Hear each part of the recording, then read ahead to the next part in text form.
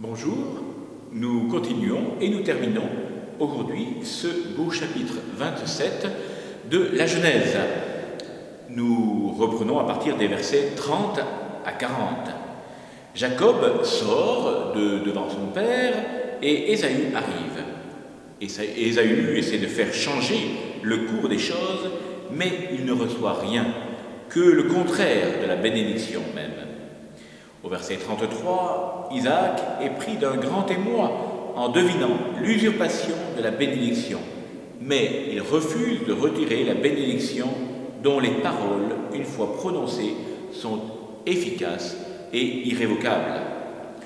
Au verset 34, Ésaïe pleure et implore une bénédiction pour lui à plusieurs reprises. Nous verrons cela au verset 34, 36, 38. Rupert de Deutz dira: pourquoi donc Isaac n'avait qu'une seule bénédiction? Et quel est ce froment et ce vin qui ne peut être partagé par des frères ennemis? Disons d'abord que Dieu n'a pas promis à Abraham plusieurs semences, mais une semence, qui est le Christ, en qui sont bénies toutes les nations. Quelle autre bénédiction le Père pouvait-il avoir? Nécessairement, il n'en avait qu'une. Or, deux frères étaient là, et deux peuples ennemis sortaient d'eux, suivant la vérité de la prédiction. Deux peuples sont dans ton sein, et ils se diviseront, comme nous l'avons vu en Genèse 25, verset 23. Comment aurait-il pu communiquer à deux frères divisés l'unique semence qui est le Christ? Au verset 36, nous avons le rappel de l'étymologie du nom de Jacob, supplanté, et de l'enlèvement du droit d'aînesse par le plat de lentilles. Il y a là un jeu de mots entre droit d'aînesse, Bécora, et bénédiction, Béraka. Au verset 39, dans les mêmes termes, c'est l'inverse de la bénédiction du verset 28. Le pays de Séir, l'habitat d'Ésaü et des Édomites, n'a pas la fertilité de Canaan.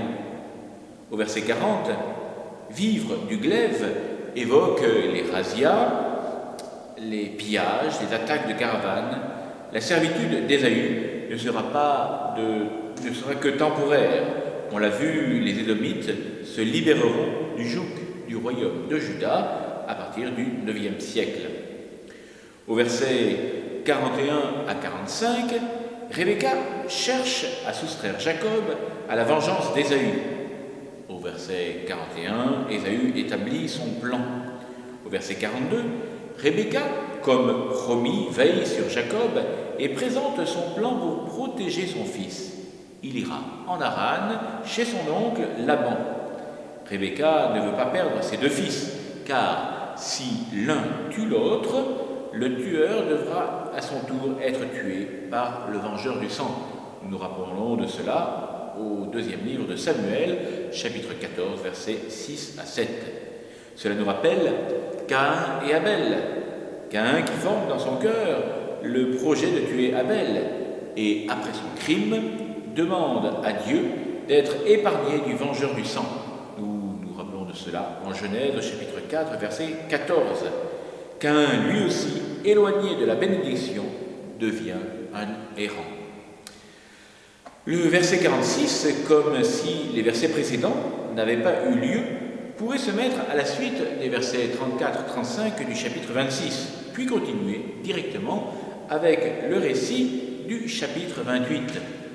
Ce récit ne fait aucune allusion au mensonge qui trompe le patriarche.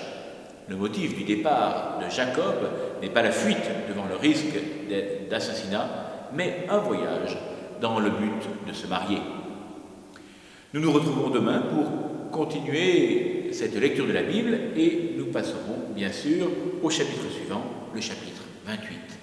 Bonne journée en union de prière. À très bientôt.